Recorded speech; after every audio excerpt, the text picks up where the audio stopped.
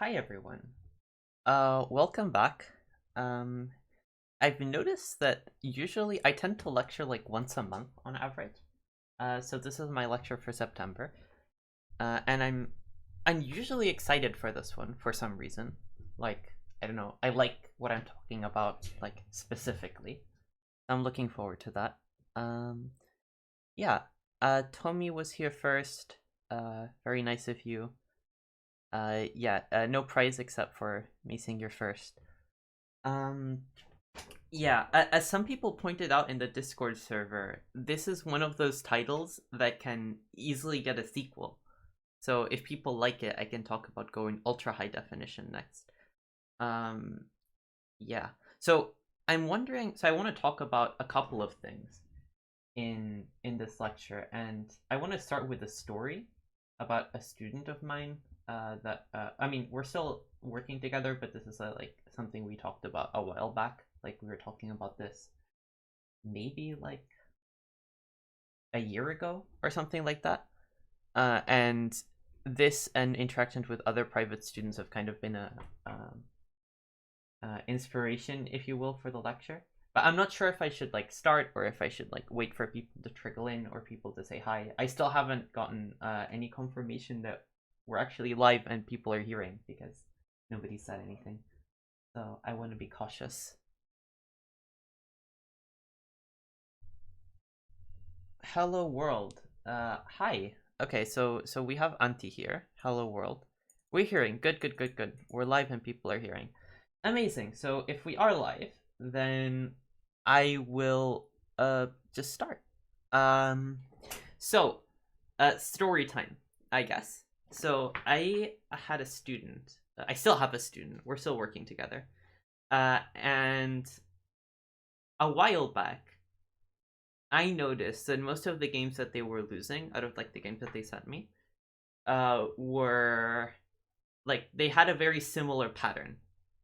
Advertise on OGS. Nice. Um Nice. That's I didn't know we could do that, but cool. Um so this student, they lose most of their games the same way.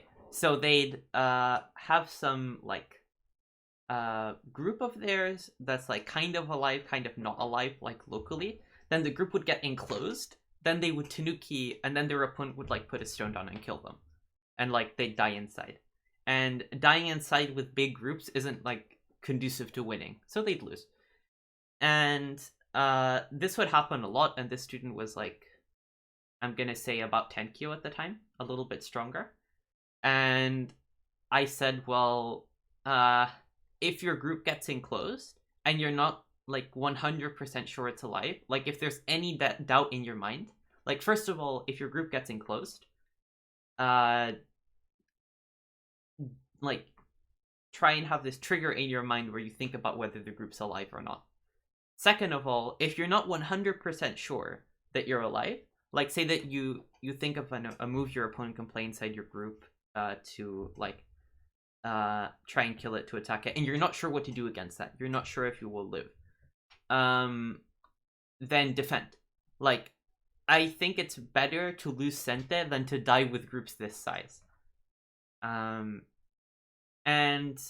this was like I also encouraged him to like I don't know do some sumego and like try and get a bit like um more accurate about when his groups are dying or not. But yeah.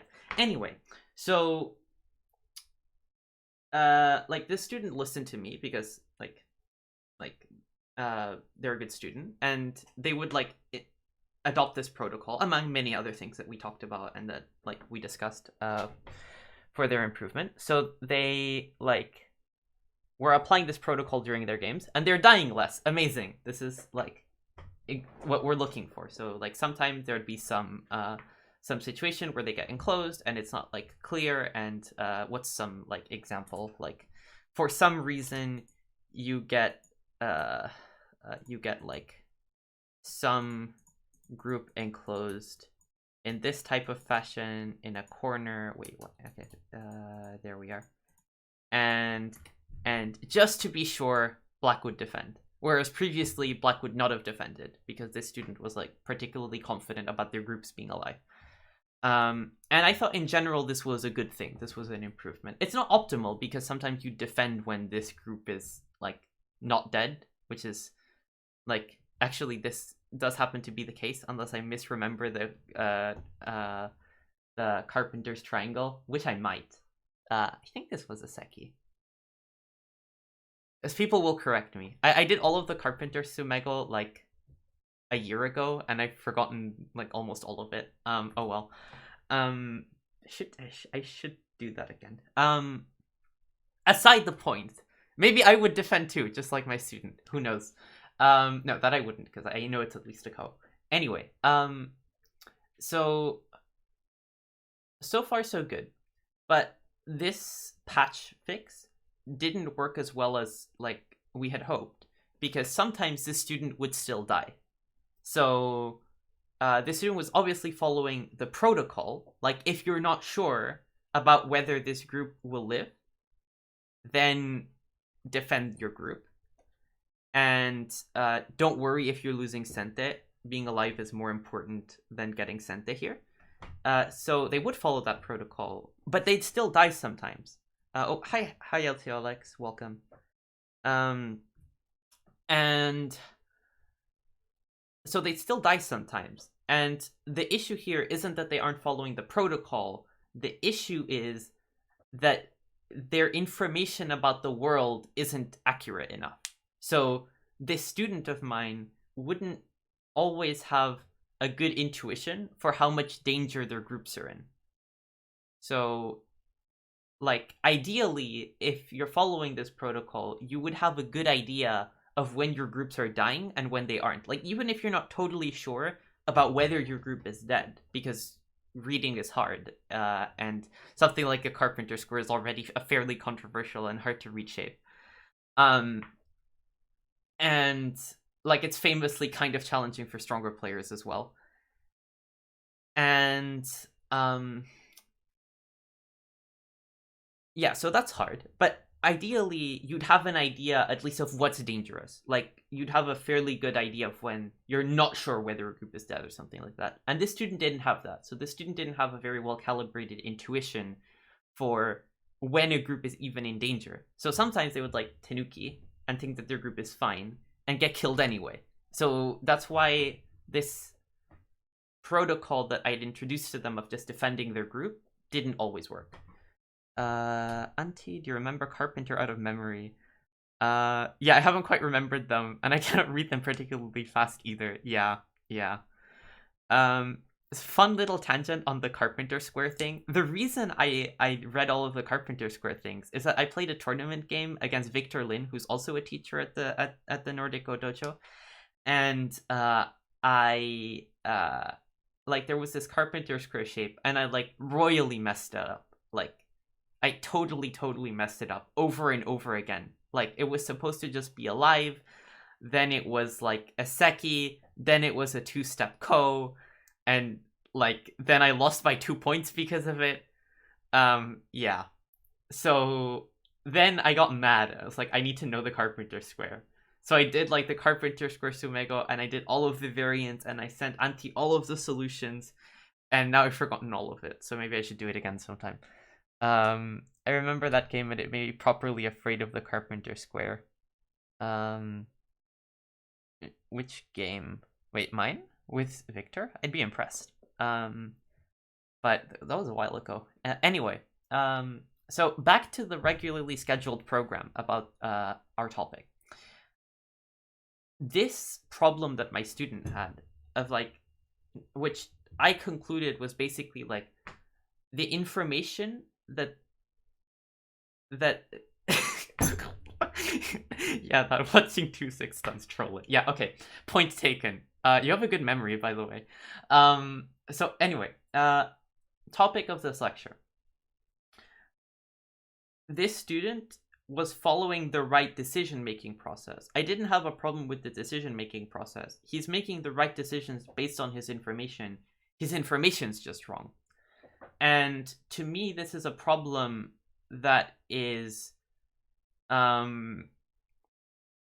kind of recurring. So I use the example of this particular student, but this happens to many of my students, where at some point in their improvement arc, like we talk about stuff and they tell me about what they think about positions, and I suggest ways that they could think differently, or I introduce like ideas for habits they could get in their game that might help them improve and stuff like that. Eventually we hit some wall, which we eventually find a way around usually, where I they're doing not they're doing what I tell them to do in their games, or what I tell them to do is a bit rigid. Like, they're making decisions that I think are better made decisions than they used to be. Their decision making process is improving, but that isn't helping them much, because their their perception of the board hasn't improved. They still have the same like inputs, as it were. Because when we look at a Go board, we all see different things. Like, we all see a Go board, but what's on the Go board is a little bit different for everyone. Like, we will give different emphasis to different things on the board, and some of us will read particular sequences almost without thinking. Like, a lot of us will have the habit ingrained of, like, if we see a ladder shape, we will read the ladder without realizing it, or things like that. So we will all have like different things that stick out to us and different things that we see, and this limits our ability to make decisions, because we don't see everything. We just see what we want to see, or what we happen to see. And that what I sort of want to talk about is, how do we see what we see on the board? So let's move to this, because I want to introduce, like, I want to formalize this model I have of the world, or at least of how we play Go. So I want to think about our play as, or about playing a game of Go as a person, as we have a set of inputs. And like, our inputs might be the position we look at, and it might be like our own like algorithm for how we play and move based on the position that we see. So these are like to some yeah, someone's been studying machine learning. That's very accurate, Siku. Yes. I feel called out. This is sort of like, when I was making these slides, I didn't realize it, but then I thought, wait, isn't this how like a deep learning network plays, more or less? Yeah. So you get some inputs, and like, when I say your weights experience, I mean just all of the experience that you've gathered from like all of the Go you've talked about, all of the games you've played, all of the games you've won or lost, all the Sumego you've done. In some way, that turns into a decision-making algorithm, which will get input along with the position. And like, that will output a move. There's also some other inputs that are a little bit less easy to define. Like, sometimes if you're playing different opponents, you will play differently. And like, the context in which you play, like, if you're playing like a fun game at the Go Club, you might play differently to when you're playing a Blitz game online to when you're playing in a tournament. So there's like a wide range of inputs, and like, the output is your move.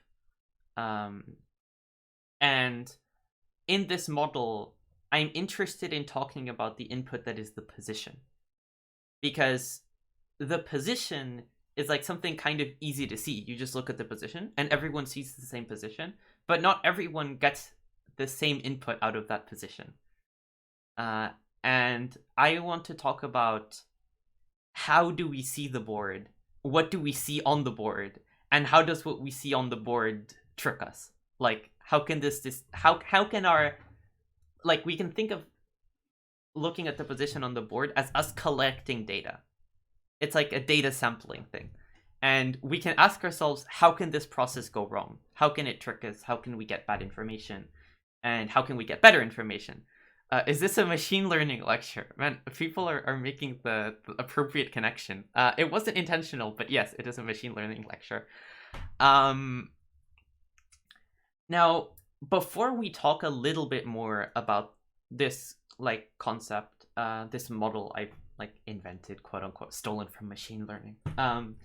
And before I go into the examples, I want to talk a little bit more about why this model is just a model, Like, it's not necessarily that accurate of a representation of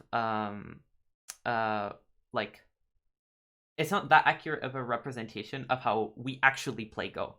Also, wait, how do we ban this person again?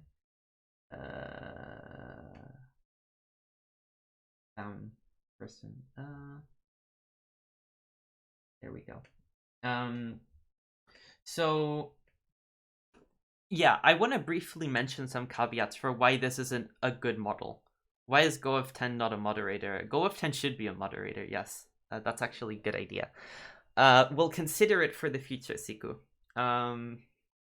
Is there like a command like /mod? Yeah, /mod Go of 10. You should now be a mod. So how to teach your inner machine, sort of, yes. So the reason this model isn't that complete is that, for example, like one alternative way we can look at the way people play Go is that you have a predisposition to play a certain type of move. So you're a player who plays aggressively or defensively, or like you can put whatever like tag characteristic you want on your like bias towards playing a certain type of move. And then this output of yours for your move, it sort of impacts your inputs. Like, you want to play a certain type of move, and you will like be biased so that your inputs are different, so that your output is what you want it to be. Like, you want to play a certain type of move because you have that predisposition. That's another way we can look at our decision-making algorithm for playing Go. Like, that's, yeah. Another thing we can say is that the weights that we have, our experience of the game, actually impacts how we collect samples on our position. Like, what we care about in a position, what we look at in the position. So there's many different ways you can spin this. And I'm not saying that this particular model is like the correct one. It's just one that I think might provide us with like a useful heuristic for thinking about Go and improving. So that's the caveat. Now that the caveat's out of the way, let's get back to the board.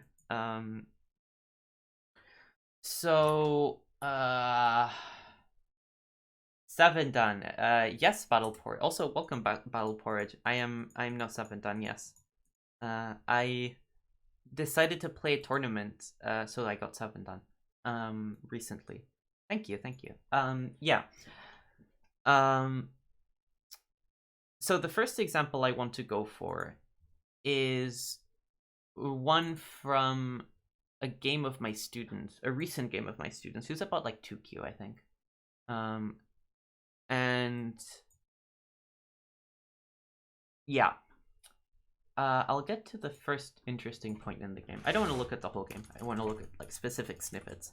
So my student played the flying knife, proving that he has a mind of his own, because if he only listened to what I would say, he wouldn't be playing the flying knife. But oh well, the flying knife was played. It happens. And we get to like this position. It's like a bit wonky. It's like, I don't want to talk specifically about the moves. I want to talk about the result. And I think in this position, my student described some misgivings about whether this position is good for white or not. My student was white. And his reasoning for why white's doing like white, like he wasn't sure that white's doing well, is that black has a corner, then white has a wall, and black also has a wall. So what if black's better here? Because black has like two things and white has one. This is like my interpretation of his thought process. So he's like looking at black has these points, and black has this wall, and white has this wall. And how is he to know like which wall's better than the other? I mean, this is like I'm already interpreting for him. In my mind, he like implicitly assumed that these walls are kind of similar, which is sort of the point I want to get to. So when you evaluate something like walls against each other, you can't just say there are two walls, so they'll cancel out. But this isn't necessarily representative of how strong the walls are. So in this particular case, I think that there's some very compelling arguments for White's wall being significantly more potent than Black's wall.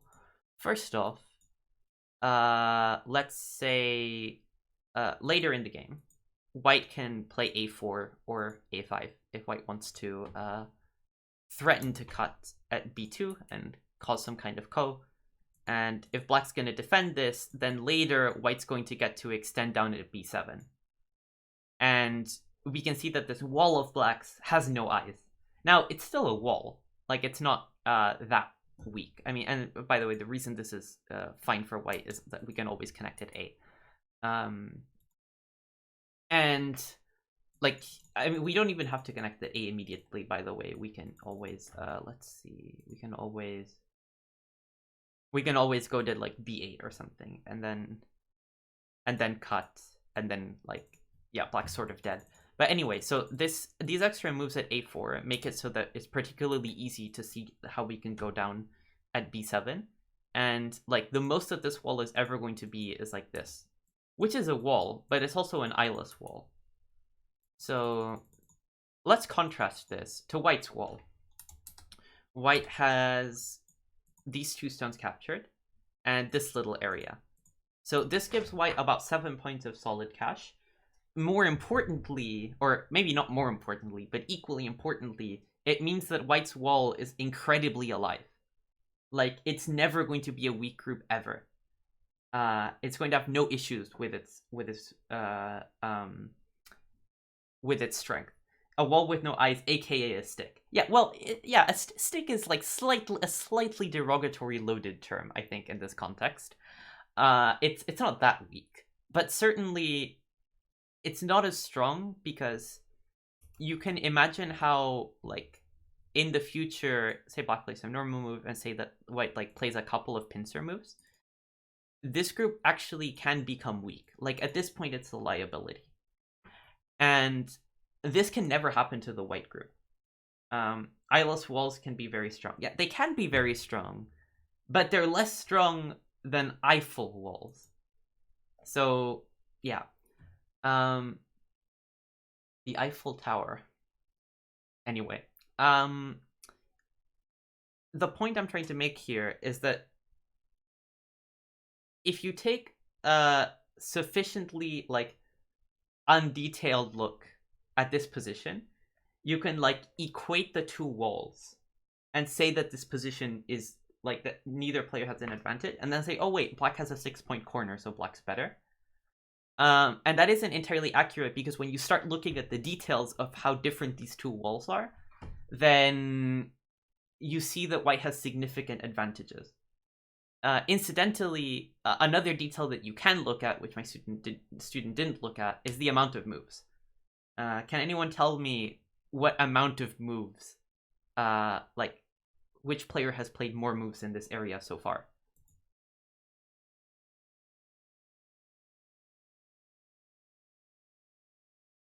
Maybe Shambal's never played on Fox. Yeah, walls with no eyes are sticks, exactly.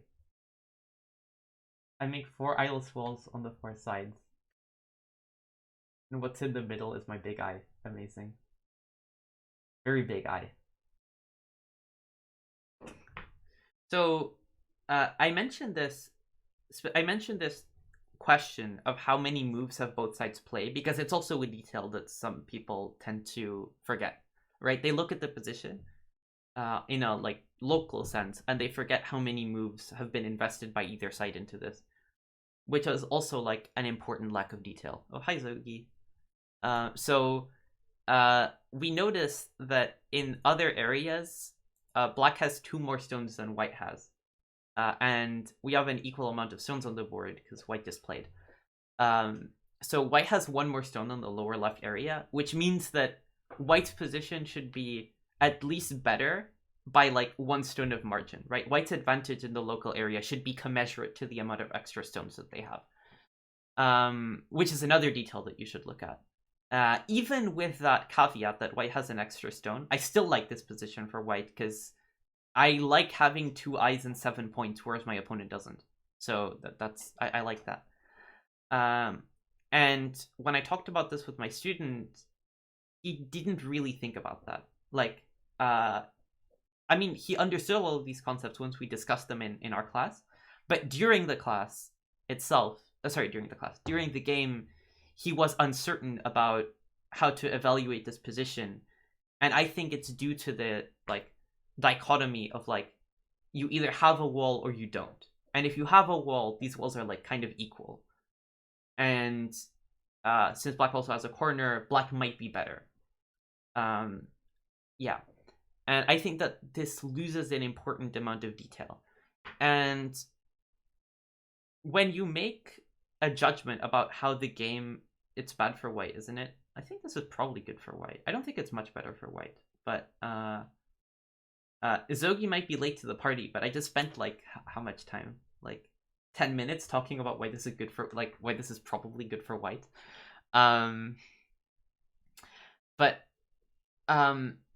Yeah, so when you're collecting information about the board, you have to translate the information you get into English or whatever language you like to speak. And you have to make sense of it somehow. So this visual input that you get in that student's mind turned into, there are 2 walls. And so I'm not sure which one's better, or like they might be kind of equal. And I think my student missed an opportunity to make a slightly more detailed judgment. So you can look at those 2 walls and observe their characteristics. And out of their characteristics, you might be able to make a judgment about which one is stronger. And that's what we've been doing now. And we conclude that white's wall is significantly stronger, which gives white a much better position than, like, if we don't take that into account. And that's why the title of this lecture is Go in High Definition. I want to talk about situations where it might be helpful to make your perceptions of the game more detailed and more specific.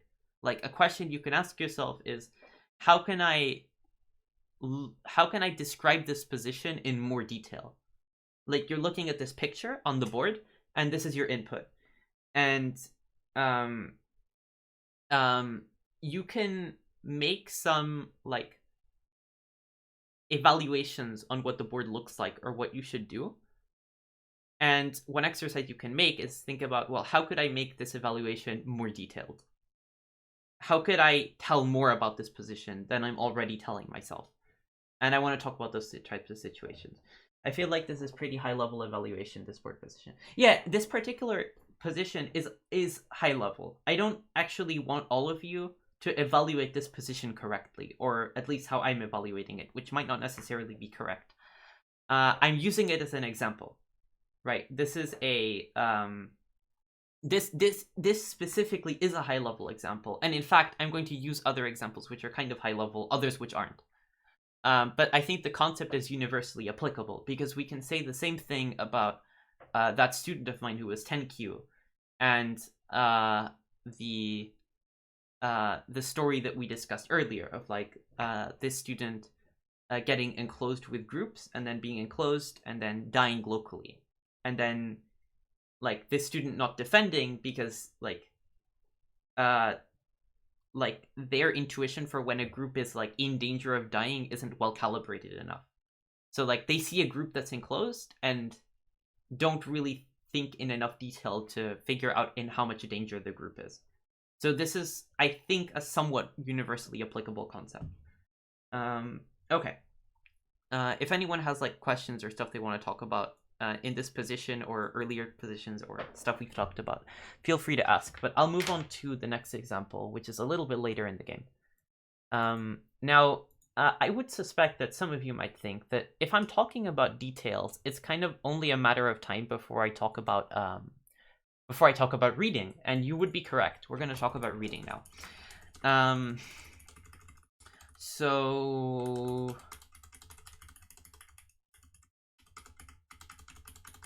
going forward. I don't want to talk about this part of the game too much.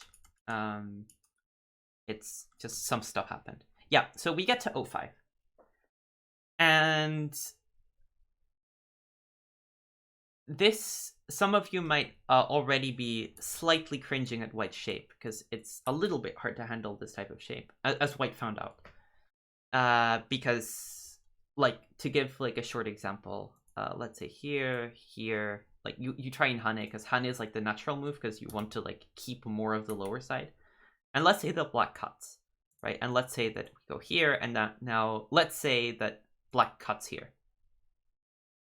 Like, this is kind of annoying, because we're either going to lose the 2 stones, or like we're going to have to connect here, which is sort of ugly. And like this liberty shortage is annoying for us. So this shape is sort of annoying. It's no fun. And if I were White, I would... What would I do? I would either play N4, or I would play P6. P6 because even if black double Hanes, which is annoying, I can just play O2. And then black's the one with the cutting points. So like, even though I suffered, now black gets to suffer next. So I think that's what I would do. This looks interesting. Instead, White Haned, and when black cut, White realized, oh wait, if I crawl under later in the game, this is gonna hurt. So the student of mine actually did look at this detail, that this liberty shortage of mine is going to like hurt me later. And for that reason, he actually played a very counterintuitive move, which I'm unsure if I agree with, O3. And the logic behind O3 is really simple. Now I don't have a cutting point, whereas if my stone were at N3, I would have a cutting point. And this looks kind of like a crazy idea, but on second thought, I don't mind it that much, which is odd. So in this type of position, like, it looks like black could try and enclose you and kill you or something, but white's locally alive.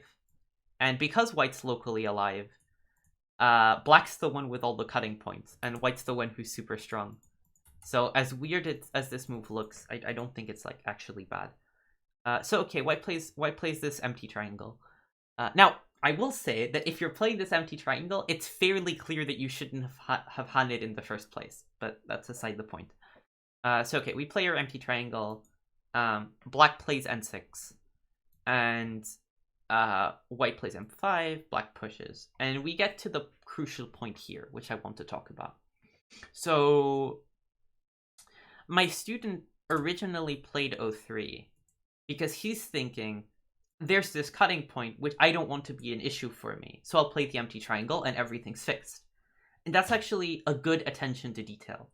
Like, that's an instance of him doing accurate reading to get like a better like perspective on the situation. Now in this position, I think that white thought, well, I already played A, the lower side's fixed, so he double Haned. And double Hane as a move is extremely risky, because now these stones have 2 liberties, so it makes stuff like black N3 much more powerful. And he didn't think about this. It just didn't occur to him. And for now, N3 doesn't work. Like, let's say that black tries to like play M3, and after white connects, because white, like, we're threatening a cut, and then black turns, and then black tries to kill white. Yeah, I think that like black wins by some amount of liberties, like maybe just 1 actually. So it's a bit tight, but something like this. I mean, white wins. Now, imagine that black had played P5, or black plays P5 later. White can't really connect, because otherwise then white is out of liberties and white is in trouble of dying. So even though this double Hane doesn't kill the white stones, it sort of kills the other white stones. And that's a very relevant detail, because if those stones are dead, then white has no cutting points.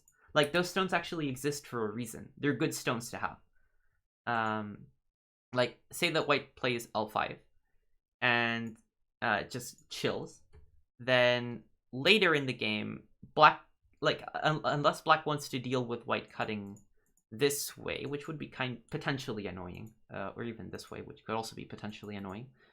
Black has to defend, and this is Gote. Like, it has a follow-up, but it's Gote. And even if white defends, white still has more Aji than white would if white just died with the stones. It's also better on points. It's better for a whole number of reasons. So white, without realizing it, missed the nuance of, like, the M5 and 5 stones not having liberties, and this causes a lot of issues. But it causes many more issues than white expected. So let's, like, even more, let's say. So let's go forward a bit. So white, white is kind of just trying to gobble up as many points as possible on the lower side, and like you could play h7 here. And again, the issue with this position is that, say that black plays something like p5, you can't really connect as you would really, really, really want to, because then you're toast.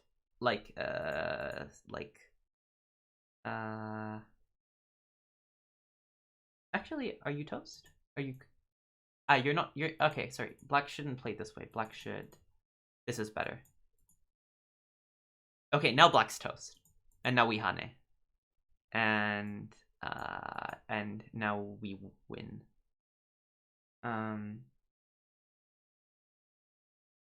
All these cuts really hurt my soul. They didn't before, but these days they really do. Yeah, that's good. So, in the game, white cut here, which is a weird decision, and then decided to not connect because the Aji was too much. So, in the end, black is basically gonna get p4 for free. Yeah, so black did get p4 for free. Yeah, so this cut was really not well timed, and this cut, like, the issue with this cut is that white didn't realize that he couldn't connect at p4, and that he's actually in danger on the lower side, and this cost white a lot of stuff. Like, in the end, black gets this 4-point Ponuki. Like, yeah, these cutting points are like totally gone, so black is just super strong. So white, like, lost a lot of stuff here. Now, later we talked about this, and yeah, from white's perspective, he'd already dealt with the threat of B by playing A, so he didn't really think about the weaknesses on the lower side too much, and he was just thinking about maximizing his territory. And the issue with that is that he didn't really think about the shapes he's making while he's doing that. So, what I would suggest to him is that when I play something like this double hane, I'm already looking at the fact that I have a liberty shortage. Like, L6 may be the best move, or it may not be the best move. But whether it's the best move or not, I'm already thinking about the cutting point that I created and the weakness that comes, like, from that.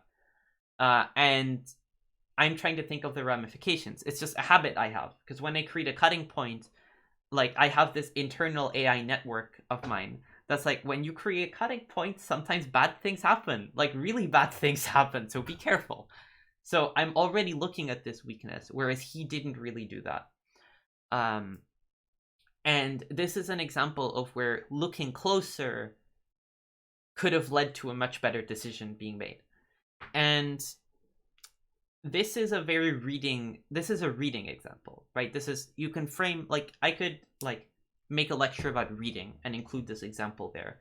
And reading is certainly part of looking at a board with more detail. Like, if you want to get a better picture of what the board will look like, of what the board looks like and who's better and what you should do, then looking into the future and seeing which moves will be played is a very, very useful tool.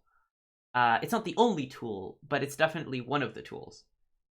And that's why I thought we have to talk about it. Yeah, he didn't lose enough games to get scarred. Yeah. I mean, I like to say, like, there's some moves that you'll play. This applies to chess as well. When you play moves that are, like, prophylactic, like they stop your opponent from doing something, I always like to say that there's a lot of trauma behind that move. Like, that shows that something really bad has happened to you in the past.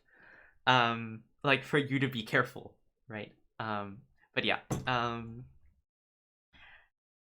As it happens, by the way, here I was very surprised by this. Oh, actually, I was surprised by this when I was reviewing the game, like on my own. But I was surprised that even though white didn't connect here, after black took on p4, white actually didn't defend. White tanuki'd, and like later in the game, black played like m4, n2, and killed white on the lower side. So much for white's territory there.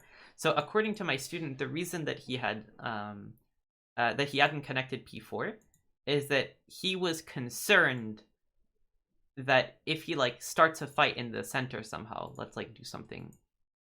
If he starts a fight here, he thought that he's in trouble because of this aji, and like black connecting up with these stones and stuff like that. So he still hadn't properly realized the liberty problem that these stones are suffering, and this was really expensive later because black killed everything.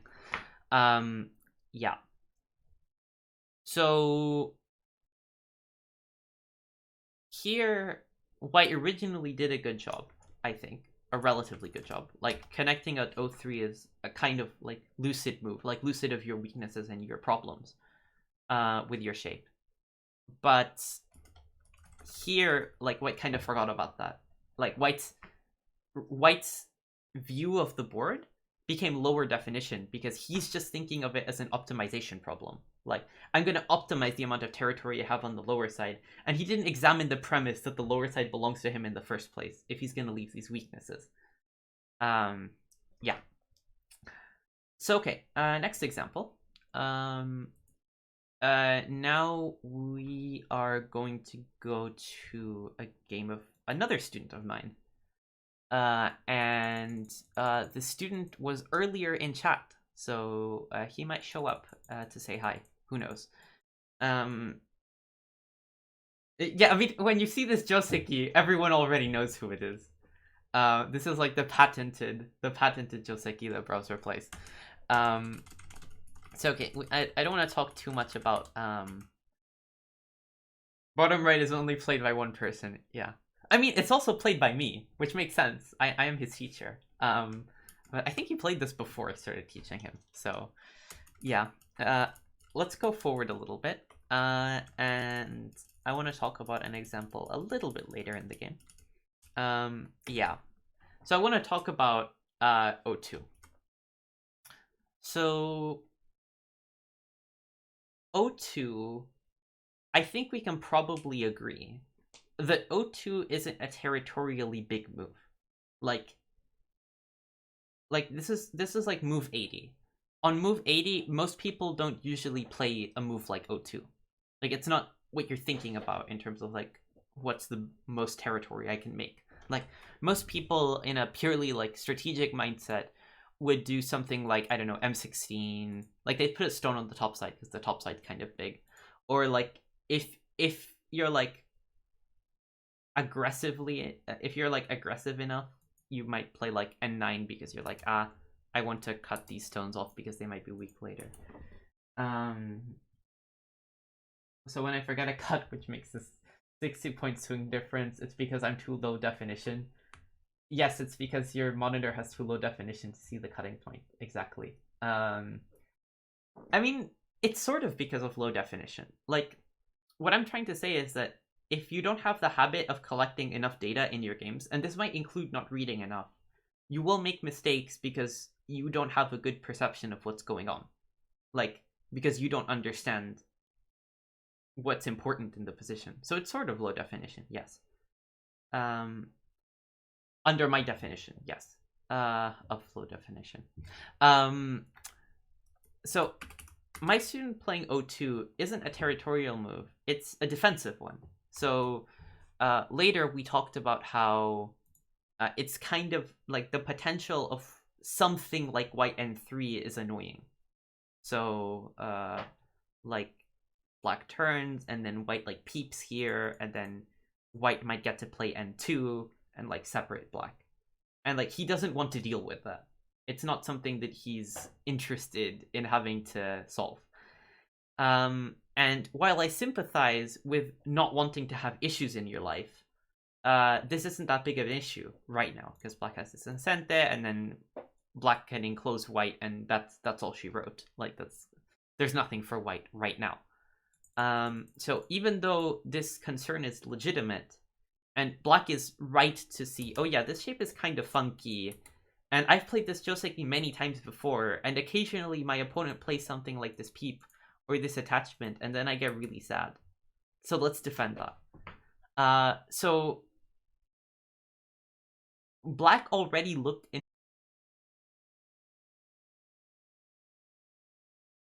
Are we back? Can somebody confirm whether we're back? Because maybe my cheap restart trick worked. Who knows?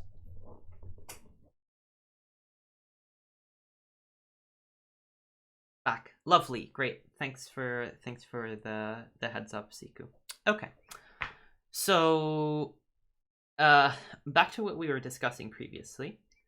I was commending Black on having enough like experience in this shape and enough foresight and enough everything to perceive that this type of shape can be a problem, has the potential to be a problem. But this isn't necessarily the level of detail we want to go to.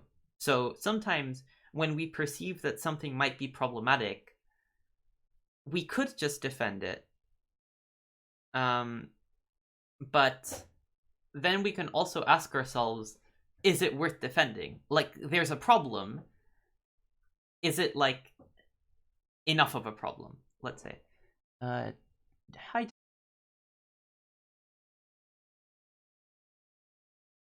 For sure we're back now. I know we've had trouble in previous streams because of, like, local internet connection. I'd kind of be shocked if it's on my end. Like, because my internet is like totally fine. Like I don't disconnect or everything. So yeah. So it's yeah, I don't know what the problem is, but yeah. It definitely lagged. Yeah, sorry about that. If it disconnects again, I think so okay, if we disconnect a couple more times and there's like perpetual disconnection, then I might go ahead and finish and like try and figure out what's wrong and like finish the lecture some other time. I mean, also this isn't anything else because YouTube works perfectly fine. I see. Well, yeah, I think I'll just go on, and if we have a couple more disconnections, I'll just wrap it up and try and figure out what's wrong and come back next time. But yeah, let's continue for now because we are online now. I think.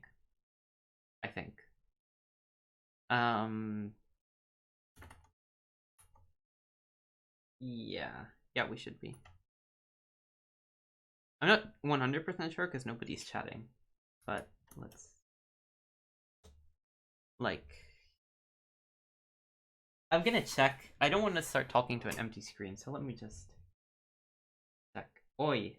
Hi Elto Alex. Are we on? Can somebody confirm? My secret trick will be to go on Twitch on my phone and check if we're online. Okay, we are. Good. So I'm gonna keep going. Until we disconnect. I can hear you now. Great. Lovely. Yeah, you're on for now. Yeah. So incidentally, we could consider changing from Twitch. But yeah.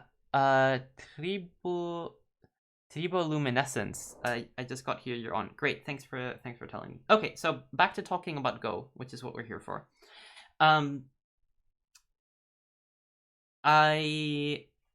I was just talking about how it's really good that Black had enough of a detailed view of the board in order to realize that this type of wall structure isn't infallible. Like, it looks like a wall, it looks pretty strong, but it has some weaknesses which sometimes are a problem. Now, Black's reaction to that is to say, I don't want to deal with that, I don't want to worry about that, and just defend. Like, just, like, invest some move to make his shape stronger. And that's a reasonable idea, but even better would be to say, well, this is a problem, how much of a problem is it? And you could like try and look specifically at what could white do. So we already looked at, well, white can play N2, and okay, we can't really Hane because now we are like gonna get double Atari'd everywhere. So like maybe now we would I mean yeah, this is fair. Like we're basically allowing white a free connection with these stones, which is kind of valuable, and I don't want to leave that kind of aji. Okay, so we can have that type of assessment, but then we can say, well, we can go down, and now we can Hane, and like even if white had the time to peep here, we can enclose white. And you can read this out and verify it, but I think it works. So maybe the best white can do is just to play M5 and forces to defend. And then you can ask yourself if preventing this is worth one move's investment, to which I think the answer is no. So, and if we're not playing it to prevent any specific tricks, we're just playing it to prevent white from pushing. And then we can also think about whether a group has enough eye space, whether it's totally alive. And the answer is like, sort of. Like, it's alive enough. An eye here, an eye here. We should be fine. So, in my opinion, what black did results from black having some detail of what the position looks like, but not enough. And then, in this type of situation, you could ask yourself the question, could I be saying something more detailed about this position? Like, could I be giving myself a more detailed input? And in this case, looking a little bit further ahead and evaluating the position a bit further ahead, like, would lead black to realize that his group's fine and that he can Tanuki. So, yeah, that's the basic thesis, that you can make a decision which looks reasonable based on the information you have. But the information you have kind of depends on what information you want to have, like how you're collecting your information. Okay. Streaming to both at the same time might be fine. Yeah, I've seen people do that before. Would definitely consider it. So okay, so that was that example. Next, we're going to go to a slightly more controversial example, because this is from a game I lost. I lost this game, but I'm gonna claim that I was right. So, and my opponent was a professional. So this is a slightly contentious example. But I think it's a good one. So, let's go, yeah. Okay, so some of you might recognize this game. If you followed anything for the European Championship, you may have seen this game. Not Artem. This is not the Artem game. This is my game with Ali, yeah. Actually, was this game streamed? I think it was. So maybe some of you have seen this game before. So, yeah, this is my game with Ali Jabarin in like the third round of the European Championship. He's European professional. He's pretty good. Yeah. And I think possibly my teachers know what I'm going to talk about. Like, know which example I'm going to use. So... yeah, so this starts with white kind of trying to break into my, like, Moyo area. Like, I have some sphere of influence, and, like, white's gonna prod it. So white is, like, just trying to create some weaknesses, and now my shape looks impressively symmetrical and impressively weak, so I defend it somehow. And later during the game, I was shocked. Like, absolutely shocked. When my opponent suggested I should play d8. Instead of c7. And the reason this was shocking to me is that I thought, well, if I play c7, white should play c5. So if I play d8, that just makes c5 better, so why would I do that? Right, so this was my perspective during the game. So when he told me this, I was like shocked. And then he explained his reasoning, which is that in his mind, this center area is actually getting kind of big. So whoever gets sent there to play in that area will like that's a big move. That's a priority. So if he plays d8, what he was scared of is that if he tenukis to play in the center, which he considers important, I get to play b4, which is even better now than it used to be, because now it like basically fixes the weakness at b without me ever having to have played there, and I get to play a, so I get like an efficient shape. So his idea is like, because I'm going to get to play b4 anyway, then I should defend it at d8. Moreover, if I connect it c7, then white playing g14 like makes my shape comparatively weaker. I should have defended the other way. And this sort of makes sense, because he's basically advocating for g14 being a really important move because it breaks my center. Like, let's say that white now defends c5 as I expected, and I play something like, I probably would have played like h14 or something. I forget which move specifically I wanted to play. But I was going to play one of the moves that looks like it encloses my area. And if we consider it from this perspective, if we consider this as a dichotomy of like either black builds the center or white breaks the center, then I might agree with him. However, I don't agree with him. And the reason has to do with how the center works, in my mind. So central territory looks really impressive, because you have this like big empty area that looks like it's all going to turn into territory. And people tend to estimate that a little bit highly, where like they overestimate the value of playing in the central areas and trying to enclose central territory. The problem with central territory is that it's hard to enclose. Like, it takes a lot of moves to enclose it. And that makes this central territory generally be overrated by people. So with that in mind, I don't have a strong intuition for why like the center is bigger than this corner, because this corner is like very, very specific, very large profit that either player can make. Now, and in fact, I think during the game, I very shortly played b4 myself, and then I was happy. I played some center exchanges first, but that's aside the point. So, now I've given a general reason for why I think the center generally isn't that important. But here we're talking about specifics, because we're talking about looking at Go in high definition. And I'm going to claim that I saw something which my opponent didn't. So let's say my opponent defends. And let's say that I play like h14 or something. I couldn't figure out what to do against white k9. So let's say white plays k9, and I want to keep my center, right? So I can't just play at j8.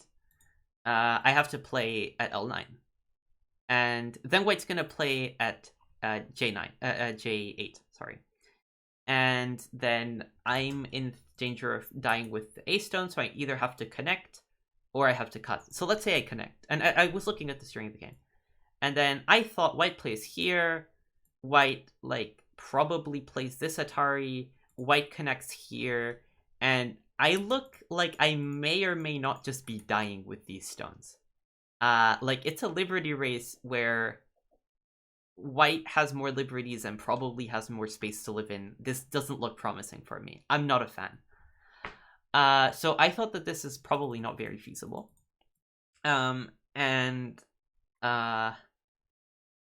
Let's say I instead cut. Well, white's gonna extend. I can't really capture the stones, because then white at least gets these two stones and gets a huge reduction. Like, my center is already much smaller than it otherwise could be. And I would have to defend somewhere like this, and white gets a center reduction, white gets 4 points. Like, this is already a success.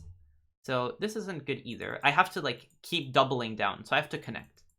And now, at least, because I started by cutting, it's not that easy for white to just win this this race. Because white has fewer liberties. Like, for example, like, now white would have to protect this cutting point, and now, like I might be doomed here as well, but it's like a little bit less clear. Like, there's plausible deniability here that black could kill white. But I'm not interested in this because white has an even better move. White can double hunt it.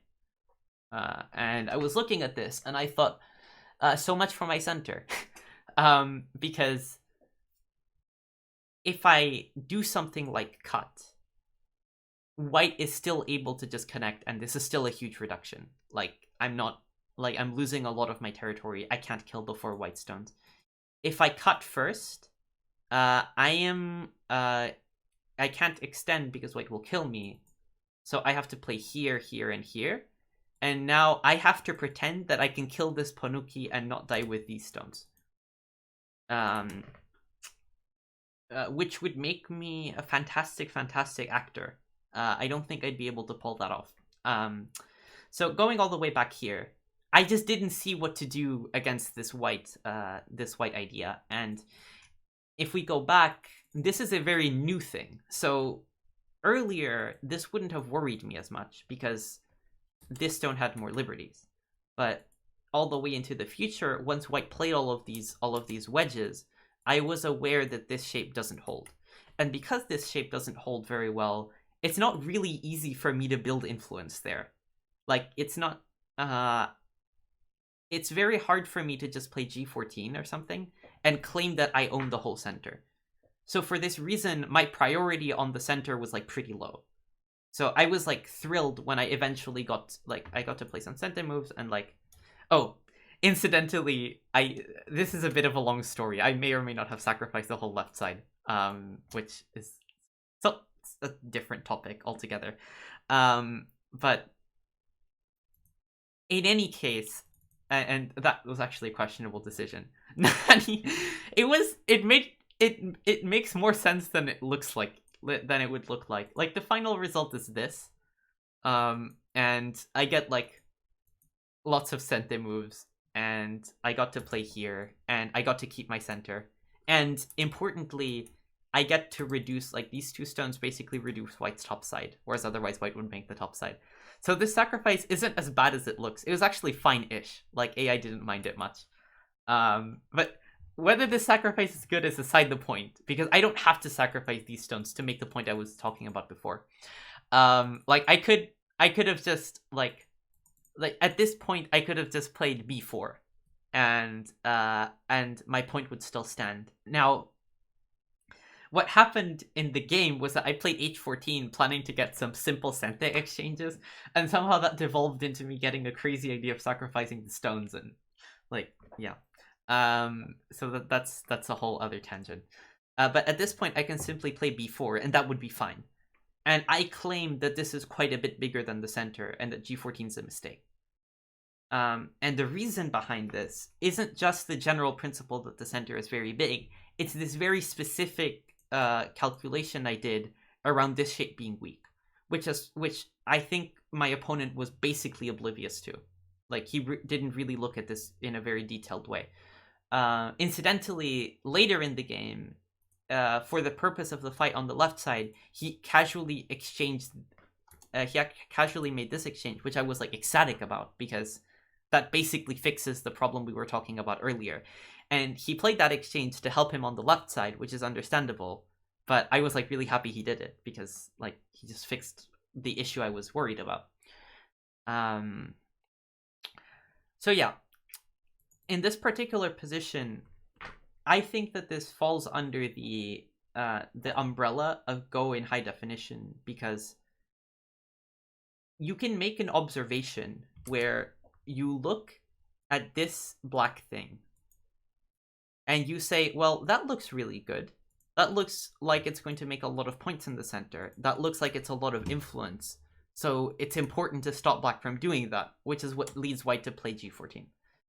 And you can take that view, but I think if you like, take a minute to make your picture of this Moyo higher definition, you realize that black doesn't need just one move to make this into a big center. Black needs two. Black needs, like, a defensive move here, and black needs to enclose to make it a proper, like, center area. And that decreases its importance very strongly. And this is, like, in this particular case, I think that my opponent just missed a very specific reading thing. But this like over evaluating potential center territory is, I think, a common cognitive bias in Go players, because the center visually looks very good, but it only looks very good. Like, because center territory is hard to get a hold of, it always gets reduced. Like, let's say that let's pretend for a second that I would play something like g14, and that white doesn't have this very specific combination to like outread me with. White can still like poke at j14, and I'd have to like defend here, and like, let's make a very simplified example. White can expand their territory by threatening to break into my territory. So this center I'm making comes at the price of me not being able to invade white anymore. Whereas I could conversely just stick a stone down here and reduce white. Of course, then I wouldn't be able to build my center, but white wouldn't be able to build his top side. So, like, that's the type of thing that people tend to underestimate with influence anyway. That it looks big, but in order to keep it, you're gonna have to add a lot of moves and concede a lot of center moves, concede a lot of things.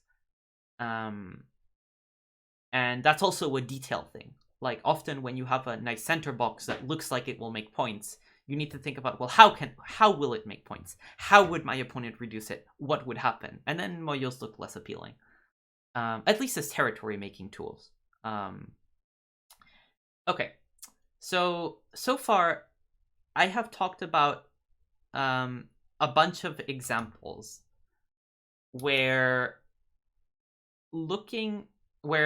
somebody had some perception of what the board is like.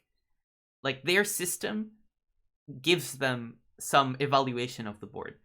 And I am claiming that it would have been worth it to spend time to look at the position in more detail, either to evaluate a position more carefully, to read a sequence more carefully, to like in this case, white would have to like think a little bit longer to like the idea of like this weakness being important, like this C weakness and this D weakness. White would have to let that percolate in his mind, and for him to like really realize how bad it is, because I think he didn't.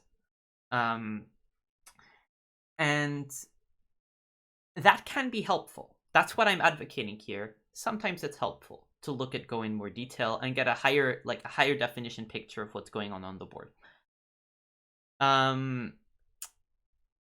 It also has its issues, and I want to talk about that briefly before finishing this lecture, because if getting a higher definition picture of the board were easy, we would all play perfectly. Like, we would all get perfect information on the board. The reason that we have limited information and that we have incomplete pictures and that we miss details is that thinking hard is hard. Like, for lack of a better description. So it's very easy to just use all of your experience of like things that have happened to you before playing Go and just look at this moyo and like realize, oh yeah, black could make a lot of points there. That's an easy judgment to make. It's something that's kind of built into most stronger players. Like, and by stronger, I think you can be 10Q or even 15Q and look at this black area and have an intuition that it's going to turn into a lot of points. That low definition view of the board comes very easily to most of us. However, if you want to start reading accurately into what the repercussions of the weaknesses at C and D are, you need to like think in a way that your autopilot won't encourage you to do. Like, you need to basically get into, like, I'm thinking of like system 1 and system 2 thinking here. Like, system 1 is like effortless, it's just what happens. Whereas you have to like engage your system to get a higher definition picture of the board. And that comes at a huge opportunity cost. So that when you get a higher definition picture at any given point, it drains your resources, and your resources are precious. So these resources could include just mental bandwidth. Like, when you think about things, you don't think about other things. Like, there's a limited amount of things you can think about.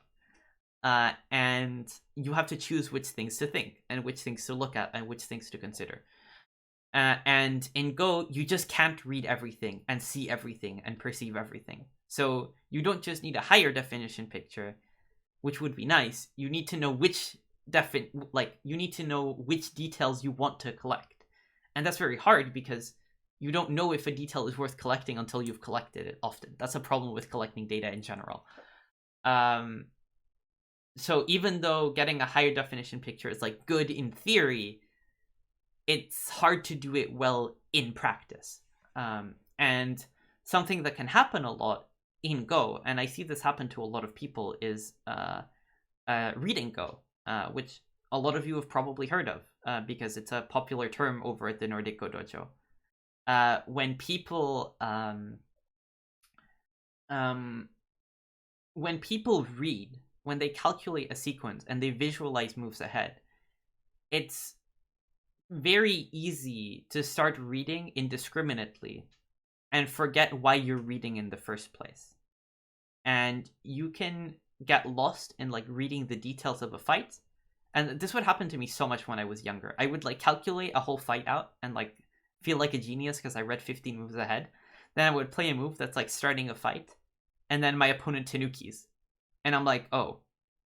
And that's because in all of this detail that I was looking at, I completely forgot that my opponent can tanuki. Like that there's no reason for my opponent to answer my move. And when you spend too much bandwidth on some details, you lose other details because you just can't know everything. There's not enough space in our heads or time to figure out everything that could be figured out. So there we are. Now, I want to finish off with an example of high definition Go being really bad for you. We don't play Go because it's easy, we play it because it's hard. Well, yeah, which doesn't mean you shouldn't make life easier for yourself. Like, in my opinion, Go is all about making something hard into something easy. By, like, finding shortcuts to think better and understand the game better and stuff like that. So you can frame Go as, like, us trying to make something hard into something that's easier. But I'll finish off with the last example, and I just used an example where I picked a game that I lost against a European professional, a claim that I was right about something. So I thought, okay, let's show an example where he was right about something. So yeah, I played Ali Jabarin in the European Championship. I lost to him. I went into the losers bracket. I made it into the quarterfinals, and we both got knocked out in the quarterfinals. So we played in the weekend tournament, and we played in the first round of the weekend tournament, and I got crushed. And I got crushed in a way that's relevant to this lecture. So let's talk about it a little bit. I'm white, and this is a slightly faster game. And this isn't that important. Yeah, so my opponent didn't know this, but by playing e8 instead of just cutting, he kind of won the game. In a psychological sense. Because for the rest of the game, I was looking at these cutting points and this connection, and I was like salivating. I was like, I need to make this work. I'm like, this there's so much aji, it's so juicy. Yes, I want to make this work. And the type of thing I was thinking about is, for example, let's say that I connect, and let's say that black cuts. I'm in trouble. Like, I'm just dead here. However, let's say that first I wedge at d5. And let's say that then black plays c5. And let's say that then I cut. And let's say that then I play d8. Now if black wants to play e7, I get to go down and kill these two stones.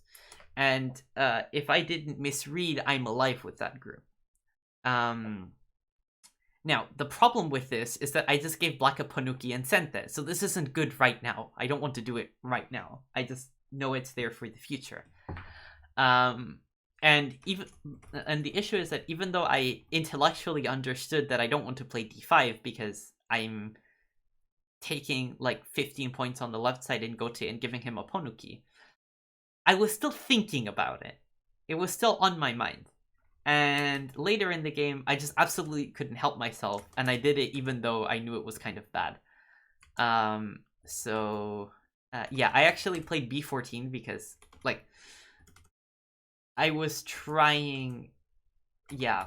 So, I was trying to make this idea work. So if black cuts at E14, and I was intending addicted to Aji. That is an extremely accurate term. So what I was thinking was of something like creating a group here, and then trying to activate this Aji to kill black on the left side. Now this doesn't work because of A14. The reason I played this cut in the first place is actually that I was toying with ideas of playing A15 instead. And the idea of A15 is that if black takes and black plays B17, then I kind of have enough liberties because like I can play this ko. So I was looking for that type of Aji. Now, while I was deluded enough to think of this and like read all of this sequence, I was also like, I'm also strong enough to realize that the best move for black here is Tenuki. So like black can just like chill, and like cut and okay, let's live in the corner, like in a depressed 2-point fashion. And now black plays here, and now my shape in the center sucks, and I'm under attack. So that wasn't necessarily good. So I realized that, and then didn't put this plan into action, and instead started doing something else. And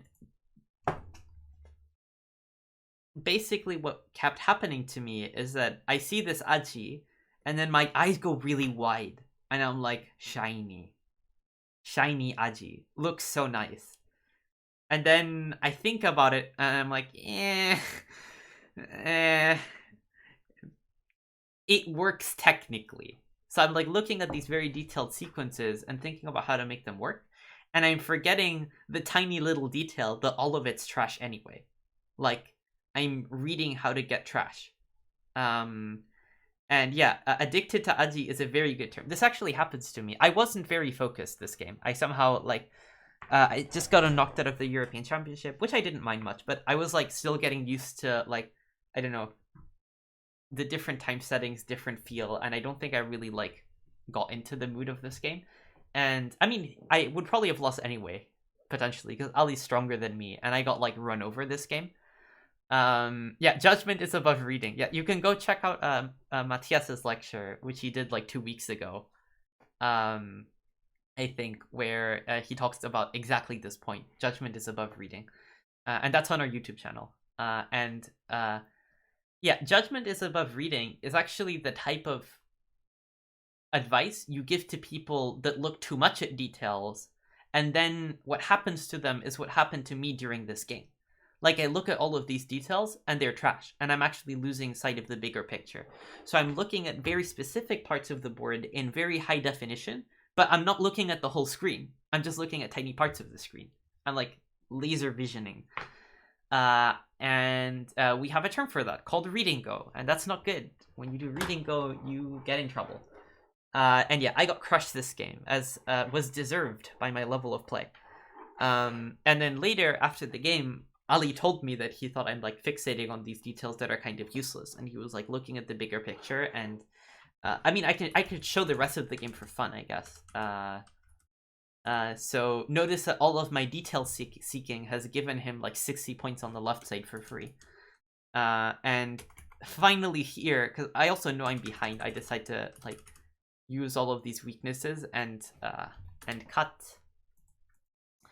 And then I went for this B16 idea because I want to kill these stones.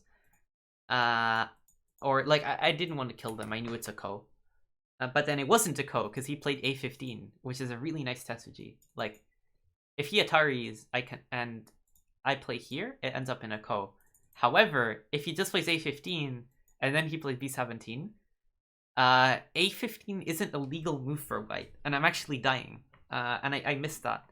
So like by this point, I'm totally screwed, and I lost pretty easily. Like, I mean, I played until the end. I lost by like 8 points, but the ship's already sunk here. I'm a chess shogi player, so I don't know how to play this game. Well, welcome, first of all. Second of all, this lecture is for people that kind of know the rules already, so it's maybe not the best place for you to learn Go. However, there's like good material online to learn Go from. If somebody could like bother to look up the tutorial for the OGS tutorial for the rules of Go, which is really good, I'd appreciate it if you link that. Thank you. So I'll wrap up now, and let's go back and talk a bit about our conclusions, or should I say my conclusions, which I'm going to tell you about. So yeah, more detail is ideally a good thing. Like, that seems fairly uncontroversial. If you have a better view of the board, if you know more about the board, if your input is more detailed, you'll make better decisions. And you can ask yourself the question when you're thinking about the game and looking at a position and evaluating it, or you're reading ahead and you like reach the end of some sequence and you evaluate it. You can think about things like, I think the important question, the important question is, are the claims that I'm making about the environment I'm in this case the board, are the claims I'm making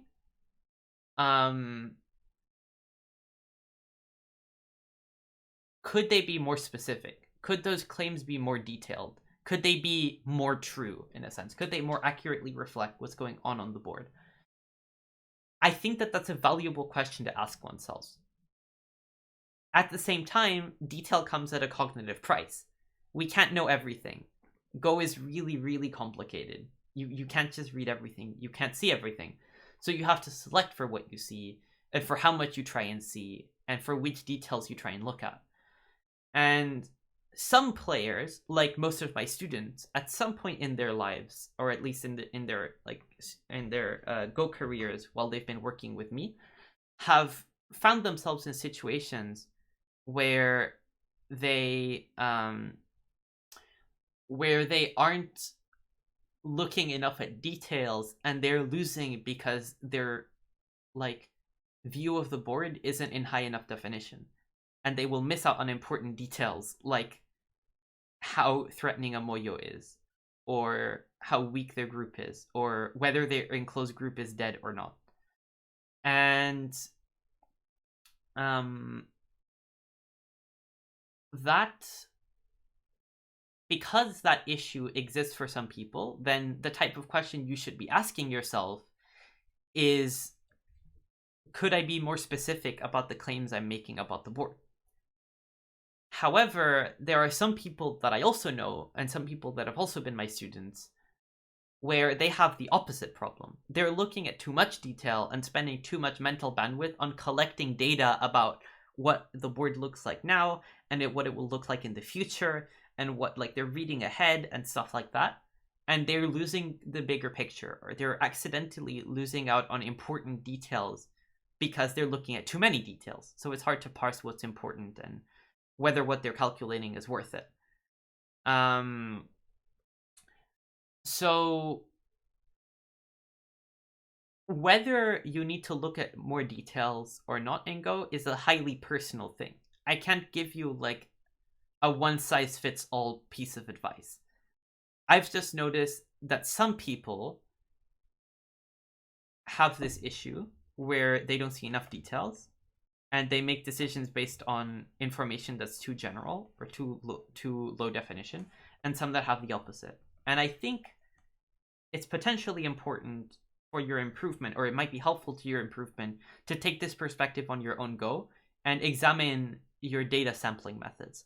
How am I getting the data that I'm getting, and is the method too detailed, not detailed enough?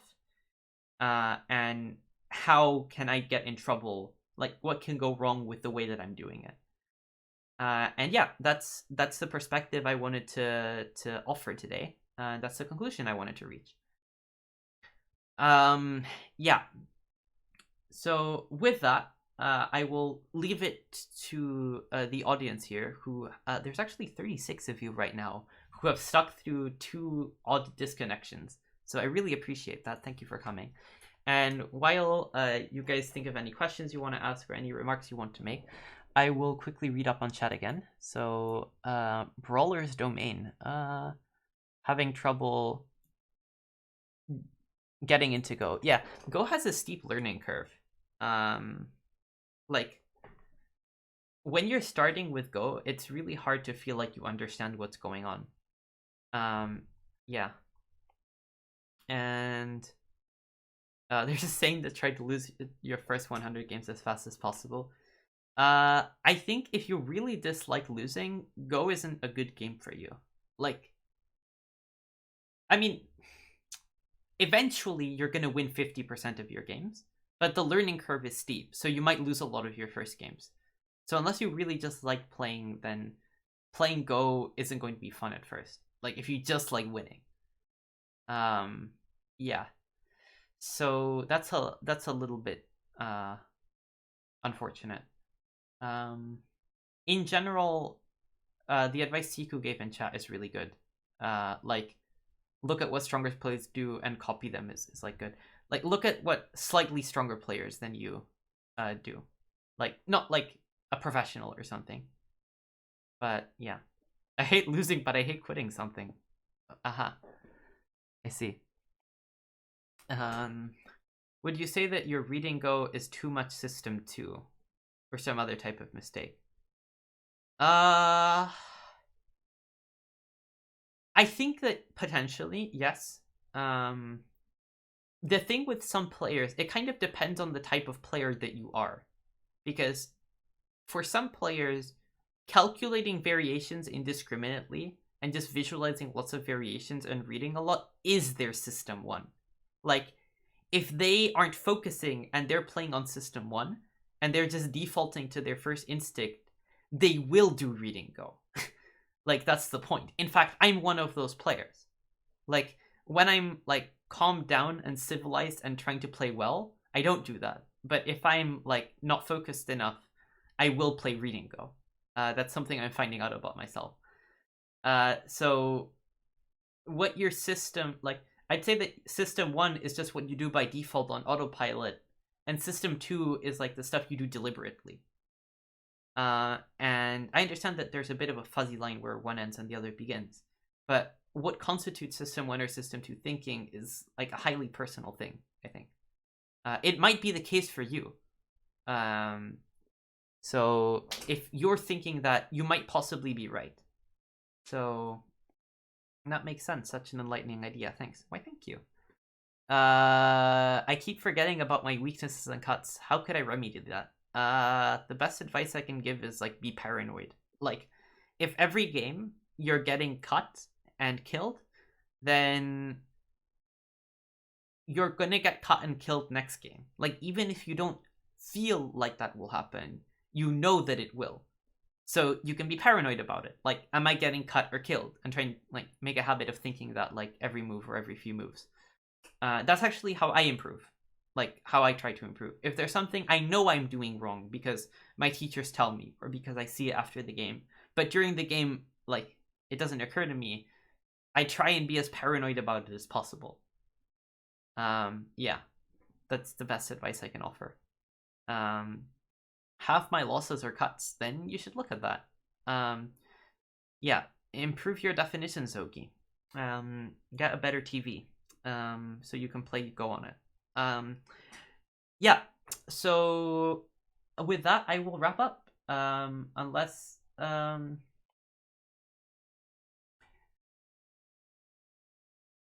yeah.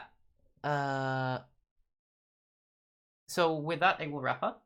If nobody has anything else to comment, thank you for coming.